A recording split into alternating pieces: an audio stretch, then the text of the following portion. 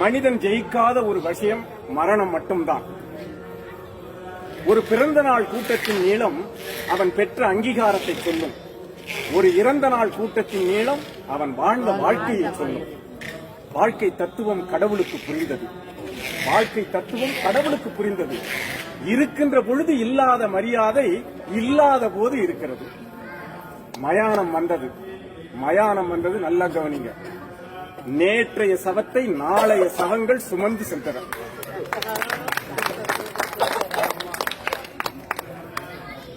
கடவுள் யோசித்தான், இறப்பென்று ஒன்று இல்லாது இருக்குமானால் இந்நேரம் மனிதன் கடவுளையே கொண்டிருப்பான்.